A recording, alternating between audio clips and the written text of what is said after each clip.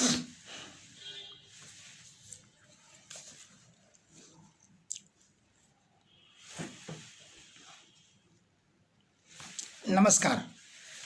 मैं डॉक्टर लक्ष्मी शंकर कुशवाहा आज के वीडियो में आप सभी का स्वागत करता हूं। आज के वीडियो कार्यक्रम में या आज की हमारी जो वीडियो की चर्चा है, इस चर्चा में मैं हिंदी साहित्य का इतिहास और उसके आधुनिक काल के बारे में चर्चा करूंगा। जैसा कि आपको पता है कि अगर हिंदी साहित्य के समग्र इतिहास को देखें तो ये लगभग 1000 वर्षों का इतिहास है। इसका जो पहला कालखंड आता है वो है आदिकाल आता है। आदिकाल के बाद दूसरा भक्तिकाल आता है। भक्तिकाल को पूर्व मध्यकाल भी कहते हैं। तीसरा रीतिकाल आता है। रीतिकाल को उत्तर मध्यकाल कहते हैं और उसके बाद में आधुनिक काल शुरू होता है। आज हम इसी आधुनिक काल के बारे में चर्चा करेंगे और इस आधुनिक काल को समझने के लिए हमें राजनीतिक, सामाजिक, ऐतिहासिक और हिंदी में जो भी बदलाव हुए हैं उनके बदलाव को जानना समझना होगा। यदि हम संक्षेप में बात करें तो इसमें आधुनिक काल या आधुनिकता उस समय से शुरू होती है कि जब सन 1850 के बाद लगभग अंग्रेज़ों का राज्य भारत में स्थापित होना शुरू हो जाता है और सन 1857 की क्रांति और क्रांति के बाद में अंग्रेज़ों का राज्य पूरा भारतवर्ष में स्थापित हो जाता है। उसी समय से हम इसको आधुनिक काल की शुरुआत मानते हैं और इसी समय से कई प्रकार से विश्व में और भारतवर्ष में आधुनिकता का दौर शुरू होता है। तो इसी आधुनिक काल को, आधुनिक काल यदि हम 1850 से मानते हैं तो आज लगभग 170 वर्षों का इतिहास है और इस इतिहास को हम देखने की कोशिश करते हैं। हिंदी साहित्य जगत में आधुनिक काल का विशेष महत्व है। रीतिकाल की दरबारी प्रवृत्ति थी और कविता जनमानस से दूर हो गई थी। मध्यकाल में यानी भक्ति काल में जो कविता जनमानस की कविता थी उसमें चाहे संत हों या भक्त लोग कर रहे थे, वह रीतिकाल में जाकर के दरबारी प्रवृत्ति की कविता हो गई थी, जनमानस से दूर हो गई थी। आधुनिक काल में ये कविता या साहित्यकार दरबारी प्रवृत्ति या दरबारों से दूर हो करके जन कवि बनकर आम जनों के जीवन से सरोकार रखने वाले विषयों को लेखन का केंद्र बिंदु बनाया। यानी इस आधुनिक काल में कई तरीके से आधुनिकता शुरू होती है और सबसे बड़ी बात यह है कि इस समय दरबारी प्रवृत्ति को छोड़ करके और ये राजाश्रय भी छोड़ करके साहित्यकार जनमानस में आते हैं, स्वतंत्र लेखन करते हैं और जनता की वाणी को मुखरित करते हैं। इस समय ब्रिटिश शासन के अत्याचारों के खिलाफ और सामाजिक कुरीतियों के विरुद्ध भी लेखनी चलाई गई। आधुनिकता और औद्योगिकरण के फलस्वरूप नवीन समस्याओं का गद्य और पद दोनों में विधाओं में सृजन हुआ।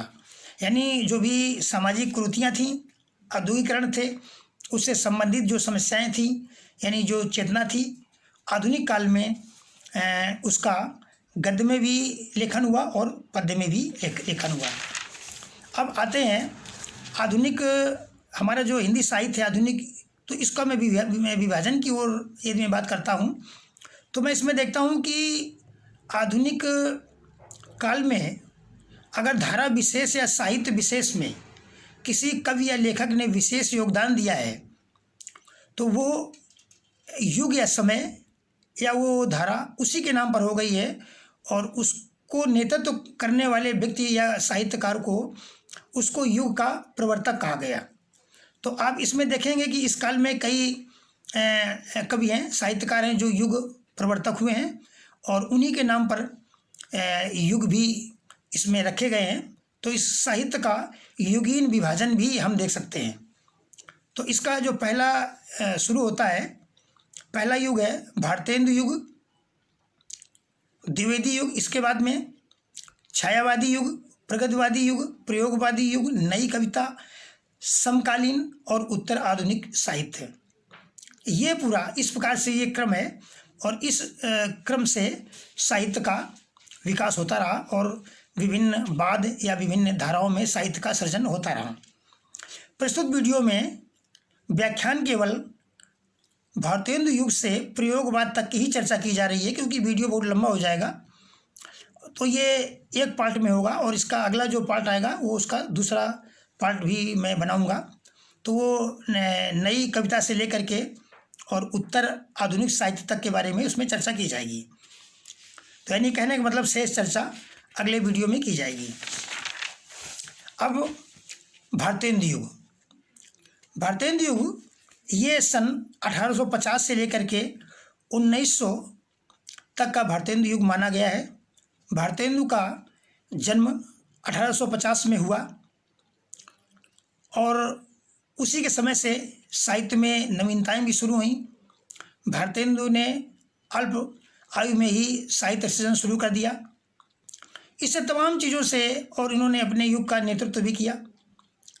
तो ये युग सारा साहित्यकारों ने या मनीषियों ने सन 1850 से ही भारतेंदु युग को मान लिया।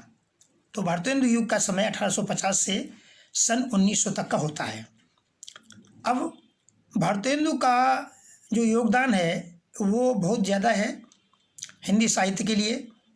गद्य पद्य की सभी विधाओं में उन्होंने लेखनी चलाई है और आपने कई काम किए हैं। इसकी संक्षिप्त चर्चा करते हैं।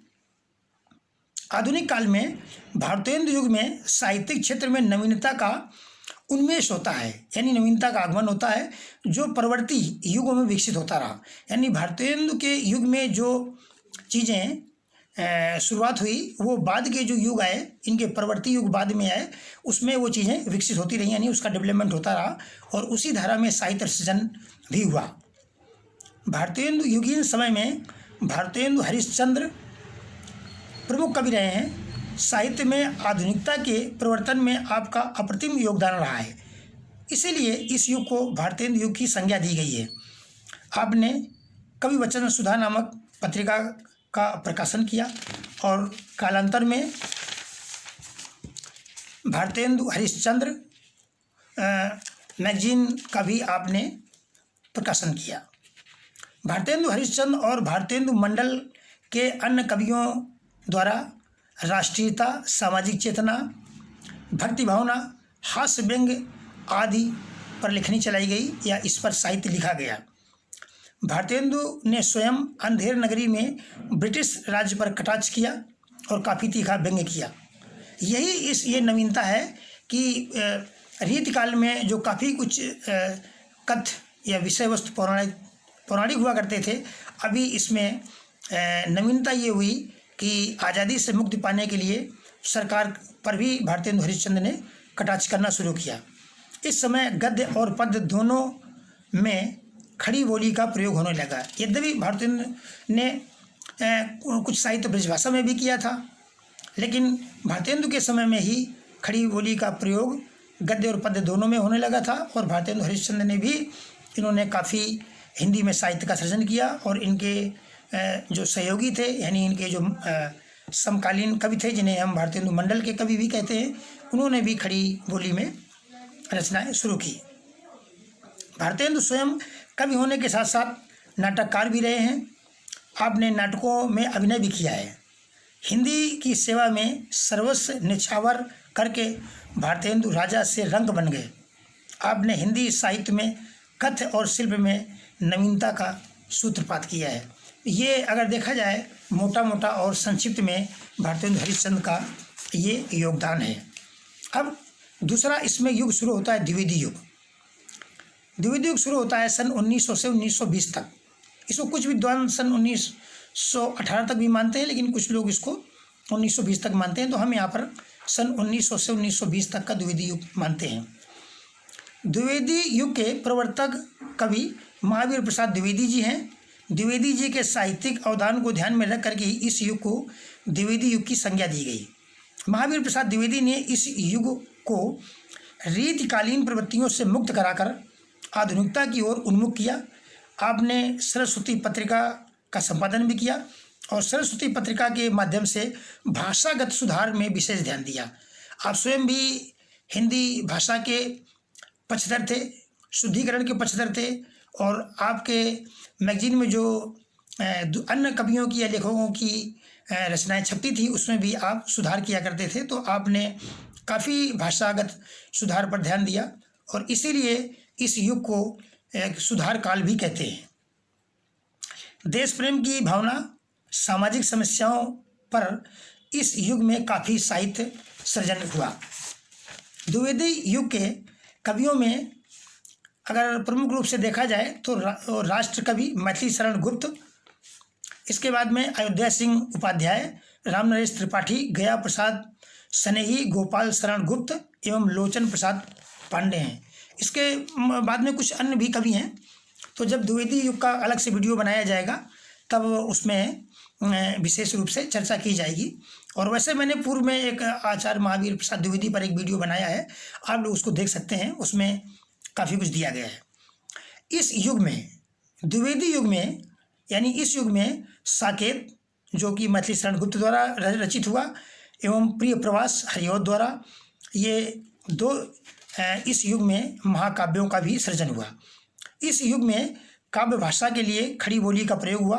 भाषागत सुधार, हिंदी खड़ी बोली का प्रयोग तथा राष्ट्र प्रेम की साहित्य की रचनाओं की दृष्टि से ये युग अत्यंत महत्वपूर्ण है। अब ये युग सन 1920 चलता है। अब इसके बाद में शुरू होता है छायावादी युग। छायावादी युग सन 1920 से लेकर 1936 तक चलता है। छायावादी युग का समय सन 1920 से लेकर 1936 के मध्य रहा है। छायावादी युग के प्रवर्तक कवि जयशंकर प्रसाद हैं। इस युग के 4 प्रमुख स्तंभों में से जयशंकर प्रसाद, पंत, निराला और महादेवी वर्मा, ये 4 कवि हैं। इस युग में साहित्यकारों के द्वारा प्रकृति का चित्रण, स्वानुभूतिमयी अभिव्यक्ति, रहस्यवादी प्रवृत्ति तथा स्थूलता के स्थान पर सूक्ष्मता का प्रकटन हुआ है। साहित्यकारों ने इन विशेष चीज़ों में ध्यान दिया है और इस युग में एक साहित्य में एक छाया विशेष देखी जा सकती है। वो छाया स्वानुभूति की हो, प्रकृति की छाया हो, शालीन प्रेम की छाया हो या अपने अनुभूति या अनुभव किया गया दुख की छाया हो। इस प्रकार से ऐसा ये साहित्य लिखा गया है कि इसमें छाया सी प्रतीत होती है, इसलिए इसको छायावाद नाम दिया गया।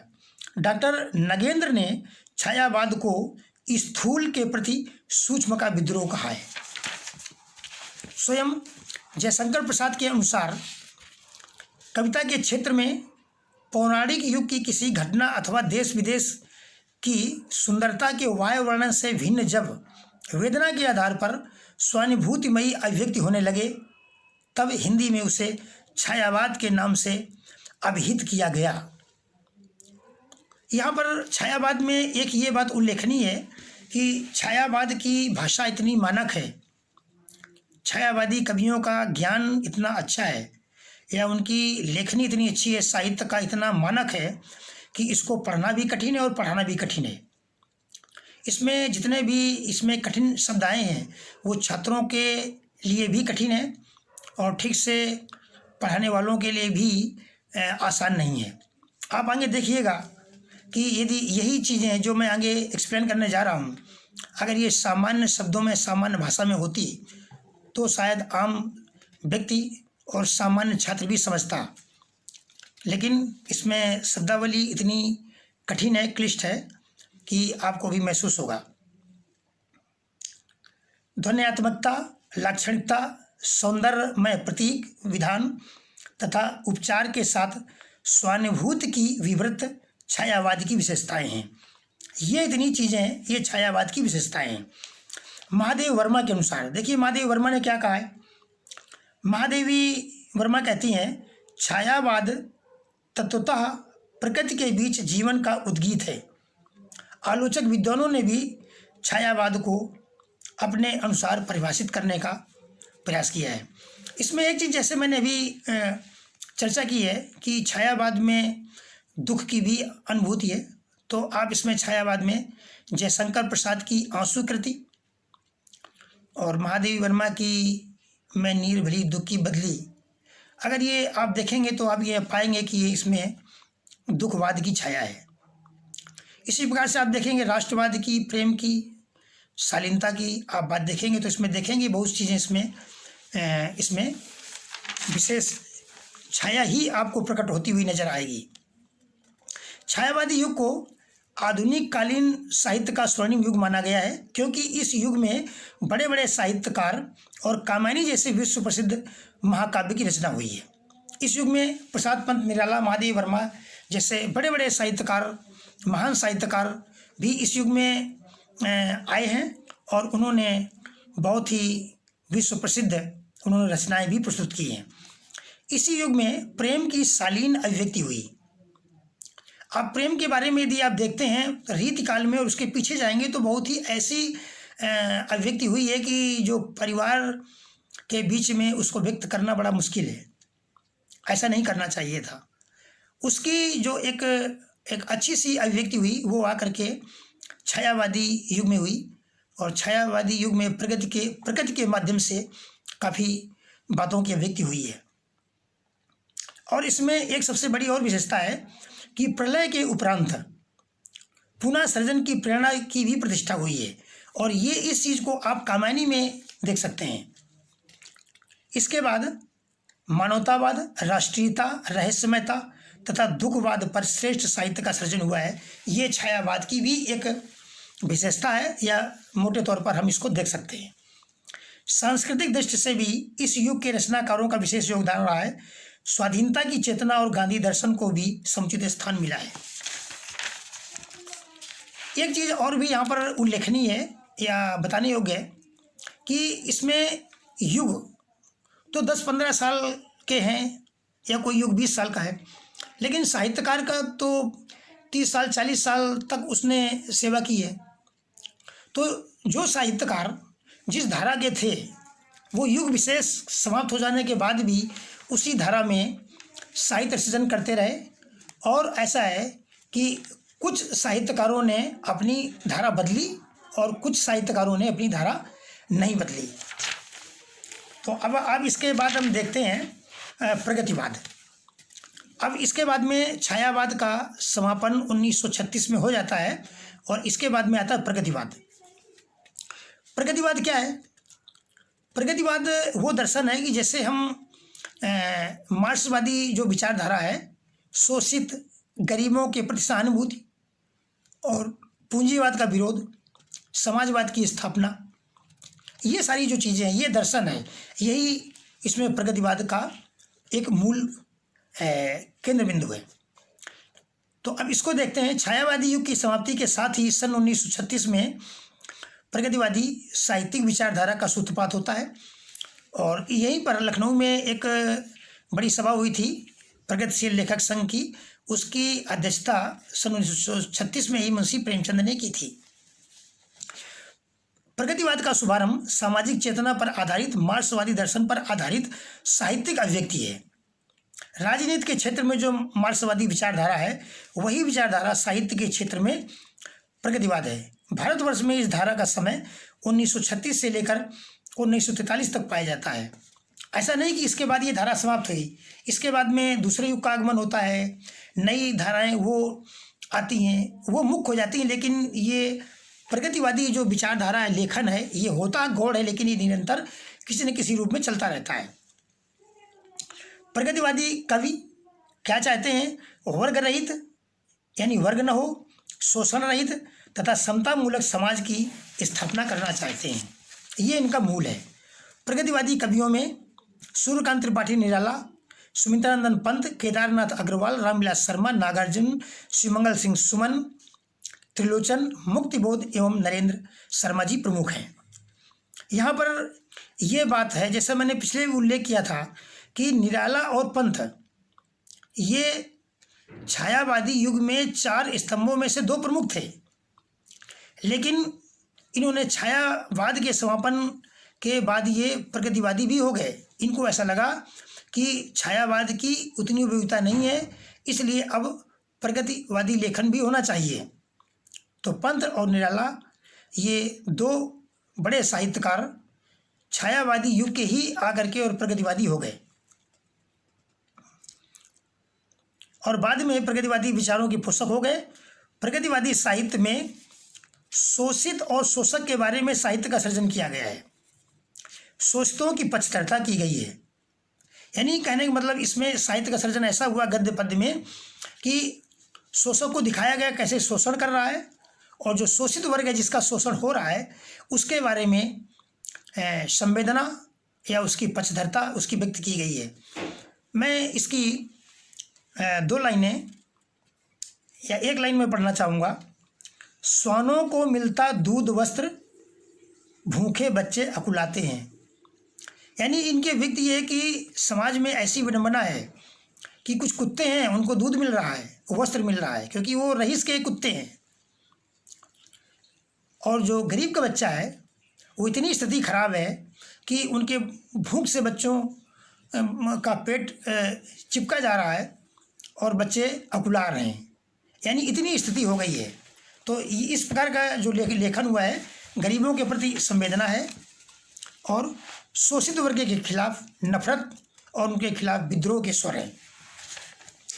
अब ये प्रगतिवाद सन 1936 से लेकर के 1943 तक चलता है, क्योंकि जैसे जैसे इसमें समय आगे बढ़ता है तो ये प्रगतिशील लेखन न होकर के ये एक राजनीतिक पर आधारित हो जाता है, और लाल सलाम लाल झंडा, तो कुल मिलाकर के ये कि एक राजनीतिक लेखन बनता चला जाता है।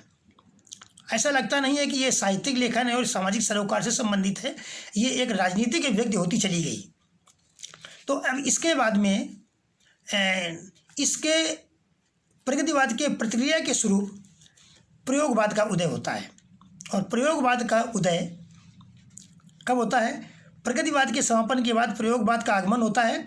प्रयोगवाद के जनक यानी प्रवर्तक सच्चिदानंद हीरानंद वात्स्यायन अज्ञेय हैं। प्रयोगवाद का शुभारंभ तार सप्तक प्रथम के प्रकाशन से होता है। तार सप्तक प्रथम का जो प्रकाशन है वो सन 1943 से शुरू होता है, और तार सप्तक की एक परंपरा है। प्रथम तार सप्तक, द्वितीय तार सप्तक, तृतीय तार सप्तक और चतुर्थ 4 सप्तक का प्रकाशन हुआ, और प्रत्येक सप्तक में जैसे सप्तक दिया गया तो उसमें 7 कवियों की रचनाएं ही आती रहीं, और प्रत्येक के संपादक अज्ञेय जी रहे। तो इसीलिए अज्ञेय जी ने बड़ा काम किया, इसलिए अज्ञेय जी को प्रयोगवाद का जनक भी कहा गया है और प्रयोगवाद का प्रवर्तक भी कहा गया है। इनमें से 7 कवियों की रचनाएं प्रकाशित होती थी। तार सप्तक के संपादक अज्ञेय जी होते हैं, प्रयोगवादी युग के प्रवर्तक भी अज्ञेय जी हैं। अज्ञेय का मानना है, क्या मानना है प्रयोगवाद के बारे में या कवियों के बारे में, क्या उनका मानना है? इनका ही स्टेटमेंट है, तार सप्तक के कवि किसी एक स्कूल के नहीं हैं, किसी एक मंजिल पर पहुंचे हुए नहीं हैं, अभी राही हैं नई राहों के अन्वेषी। उनमें मत एक नहीं है, सभी महत्वपूर्ण विषयों पर उनकी राय अलग अलग है, तथापि काव्य के प्रति एक अन्वेषक दृष्टिकोण उन्हें समानता के सूत्र में बांधता है। यानी अज्ञेय जी का ये मानना है कि जो तार सप्तक के ये 7 कवि हैं ये एक खास विचारधारा के नहीं हैं, एक बिंदु पर शिक्षित नहीं है, सबके अलग अलग हैं, अलग अलग अपनी राय है, और लेकिन वो सभी नवीनता की ओर उन्मुख हैं। वे नवीनता के, वे नवीन राहों के अन्वेषी हैं। अन्वेषक माने खोज करने वाले हैं। प्रयोगवादी कवि प्रयोग धर्मिता को साध्य मानते हैं। इनकी मानता है कि पुरानी मान्यताएं व प्रथाएं बेकार व निरर्थक हैं, उनका कोई अस्तित्व या मूल्य नहीं है। ये प्रयोगवाद के बारे में छोटी छोटी एक समझ मैंने आपके समझ प्रस्तुत करने की कोशिश की है। अब इसमें प्रथम तार सप्तक के बारे में मैंने बताया था कि सन 1943 में इसका प्रकाशन हुआ। इस प्रकाशन में जिन कवियों की रचनाएं प्रकाशित हुई थी उसमें नेमचंद जैन, गजानन माधव मुक्तिबोध, भारत भूषण अग्रवाल, प्रभाकर माचवे, गिरिजा कुमार माथुर, रामविलास शर्मा एवं स्वयं अज्ञेय जी की रचनाएं प्रकाशित हुई। इसके बाद में दूसरा तार सप्तक का प्रकाशन सन 1951 में होता है। इस प्रकाशन में, ये दूसरे तार सप्तक में भवानी प्रसाद मिश्र, शकुंतला माथुर, हरिनारायण व्यास, शमशेर बहादुर सिंह, नरेश मेहता, रघुवीर सहाय एवं डॉक्टर धर्मवीर भारती की रचनाओं को स्थान मिला। प्रयोगवाद के समापन के साथ नई कविता का दौर शुरू होता है। ये मैंने आपको चर्चा प्रस्तुत की। आशा है कि इसमें काफ़ी कुछ एकेडमिक छात्रों को, बीए और एमए में पढ़ने वाले छात्रों को कुछ आधारभूत ज्ञान मिल सकेगा। प्रतियोगी जो परीक्षार्थी हैं उनके लिए भी ज्ञान अर्जन होगा। और नेट और जेआरएफ यूजीसी में जो बच्चे बैठ रहे हैं उन्हें कुछ ना कुछ अवश्य ज्ञान मिलेगा। आधारभूत ज्ञान कम से कम मिल ही जाएगा।